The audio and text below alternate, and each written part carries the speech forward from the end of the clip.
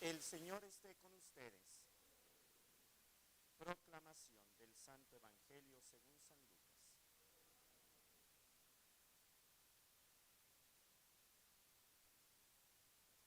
En aquel tiempo, Jesús, lleno del Espíritu Santo, regresó del Jordán y, conducido por el mismo Espíritu, se internó en el desierto, donde permaneció durante 40 días y fue tentado por el demonio. No comió nada en aquellos días, y cuando se completaron, sintió hambre. Entonces el diablo le dijo: si eres hijo de Dios, dile a esta piedra que se convierta en pan. Jesús le contestó: está escrito, no solo de pan vive el hombre. Después lo llevó el diablo a un monte elevado y en un instante le hizo ver todos los reinos de la tierra y le dijo: a mí me ha sido entregado todo el poder y la gloria de estos reinos, y yo los doy a quien quiero. Todo esto será tuyo si te arrodillas y me adoras. Jesús le respondió: está escrito, adorarás al Señor tu Dios y a Él solo servirás. Entonces lo llevó a Jerusalén y lo puso en la parte más alta del templo y le dijo: si eres el Hijo de Dios, arrójate desde aquí, porque está escrito, los ángeles del Señor tienen órdenes de cuidarte y de sostenerte en sus manos, para que tu pie no tropiece en la piedra. Pero Jesús le respondió: también está escrito, no tentarás al Señor tu Dios. Concluidas las tentaciones, el diablo se retiró de él hasta el momento oportuno. Palabra del Señor. Purifica, Señor, mis labios para que proclame tu palabra. ¿Se pueden tomar asiento, por favor?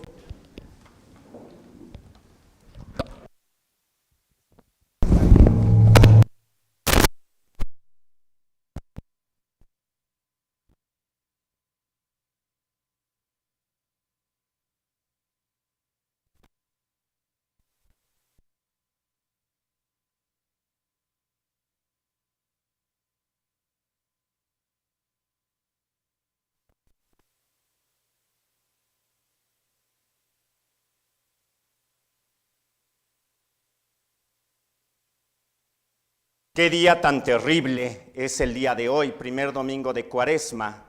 ¿Y por qué digo que es un día terrible? Porque hoy hasta el mismo Dios es tentado por el demonio. Si Él, que es Hijo de Dios, hoy se encuentra delante del demonio y es tentado, ¿qué nos va a pasar a nosotros? Pero también es un día glorioso, porque Jesucristo venció al demonio y cuando Él vence, nosotros también podemos vencerlo.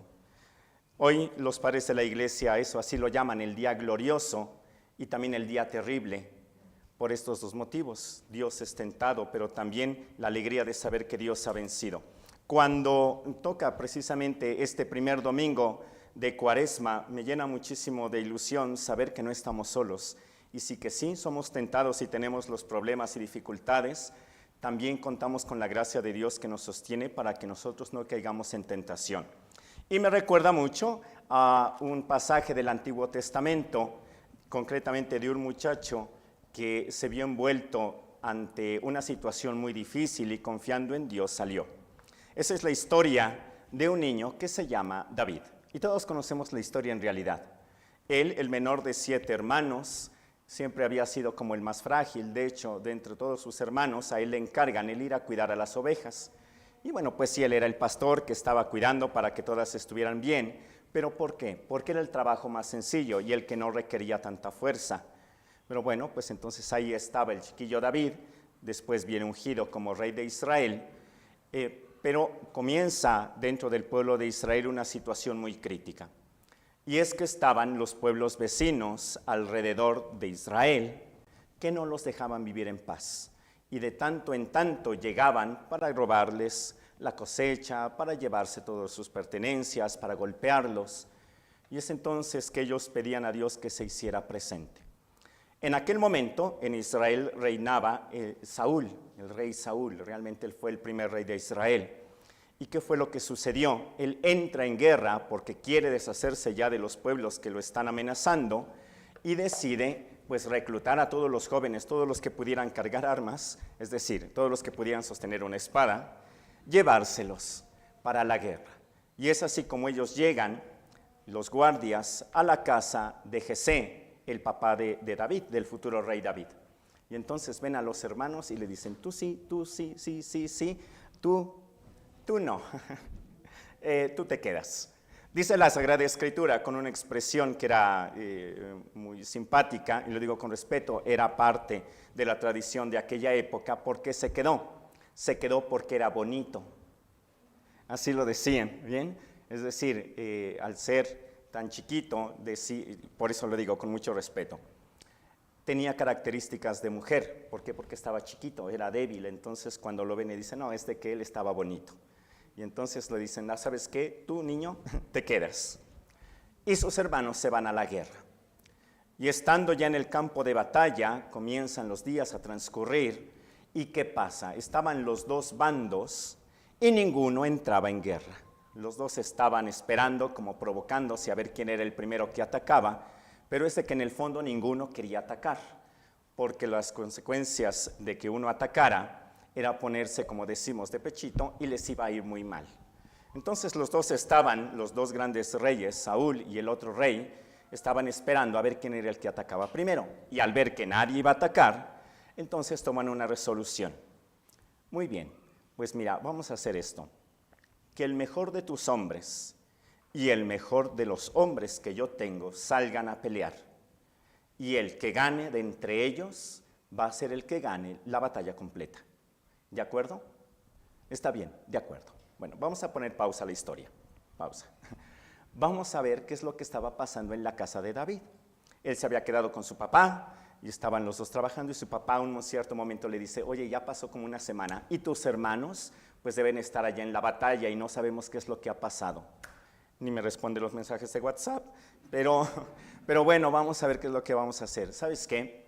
Yo estoy muy preocupado por ellos. Ve a llevarles pan. Ve a llevarles la comida. Entonces ya agarraron, comenzaron a juntar las cosas, y ya el rey David, David abre la mochila y ya le metieron las papas, el refresco, la Coca-Cola, el sándwich, las hamburguesas. Órale, para tus hermanos, porque ellos están allá lejos. Y entonces ya David se carga la mochila y va caminando. Ahora sí, vamos a juntar los dos momentos.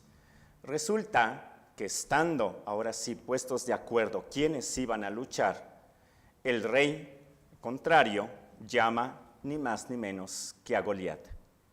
Y entonces sale un tipo de prepa, que ahora, antes nos daban chiquitín, por eso somos chiquitos. Ahora los de prepa son enormes. Sale un chico de prepa enorme, malo, con su camiseta de las Chivas. ¡Qué horror! Y salió de entre el pueblo extranjero para que luchara contra el que se le iba a oponer. Y entonces el rey Saúl, al ver la situación, le dijo, muy bien, alguno de ustedes que quiera luchar, dé un paso al frente. Y todos se echaron para atrás. Y dijo, no, necesitamos a alguien que vaya a luchar, que nadie se va a atrever. Y Goliat escuchó y se dio cuenta que ninguno de los israelitas quería salir a luchar. Y se burló. Hizo lo peor que pudo haber hecho. Y ahora sí, vamos a ver a David, que viene cantando. Bien, viene caminando y ve la batalla al fondo. Entonces se pone desde lejos para ver y ve la situación. Y de repente escucha lo peor que pudo haber hecho Goliat. Blasfemó contra Dios. Es decir, se burló de Dios. Claro, como su Dios no existe, este Dios falso que ustedes, Baal sí existe y Baal nos va a salvar. Y David sí era chiquito, era bonito, pero también era como los chiles en México, picoso, y se enojó. Y desde lejos le gritó a Goliat y le dijo, tú eres un imprudente y has de saber que si ya te tuviera en mis manos te mataría. ¿Qué fue lo que sucedió? Es como si David hubiera dado el paso enfrente. Y todos voltearon para ver quién había hablado y vieron que era el bonito. Se acabó.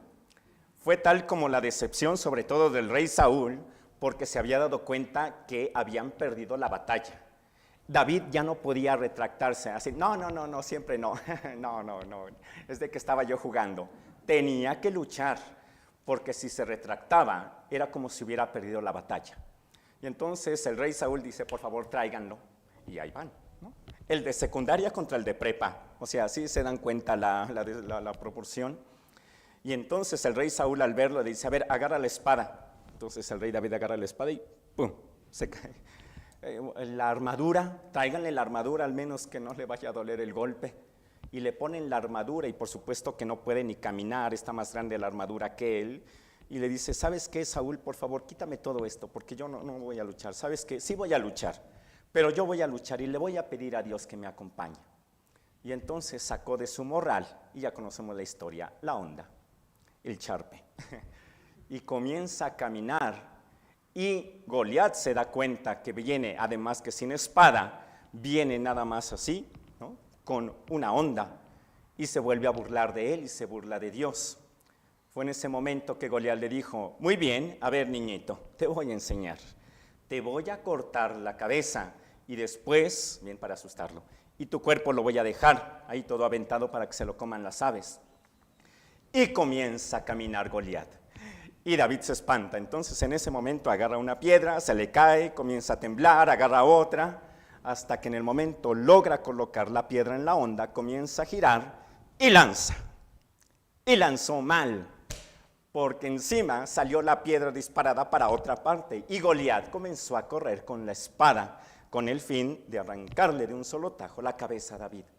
¿Y qué fue lo que pasó? La piedra da un giro y cuando menos se dé cuenta, ¡pum!, se le incrustó en la cabeza a Goliat. Y en ese momento, ¡pum!, cayó a los pies de David. Y todos sorprendidos, todo en silencio, ¿no? Y David, ¡ah! Sí pude. Y antes de que se levantara Goliat, toma su espada, la misma espada de Goliat, y con un solo tajo, ¡pum!, fue él quien le cortó la cabeza.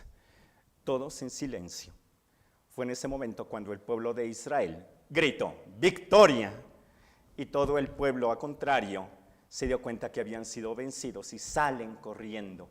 Ese día el pueblo de Israel venció. A mí me gusta mucho esta historia, nosotros la conocemos, y hoy que estamos recordando el día de las tentaciones, ¿saben por qué ganó David? No porque haya luchado bien, sino porque confió en Dios. Hoy nos vamos a presentar, y bueno, durante nuestra vida nos van a presentar muchos Goliats, muchas tentaciones que están muy feas.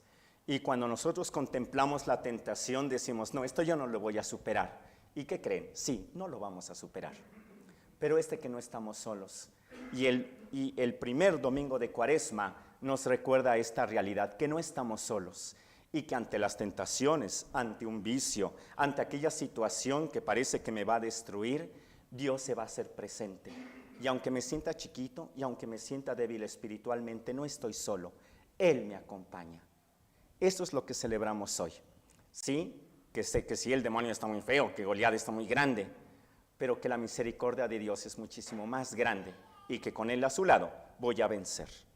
Bueno, pues vamos a continuar esta misa pidiéndole a nuestro Señor la gracia. Dame la gracia de confiar en ti, la gracia de poder luchar sabiendo que no estoy solo y que tú estás conmigo. Que así sea. Nos ponemos de pie, vamos a hacer nuestra profesión de fe en este día. Creen en Dios Padre.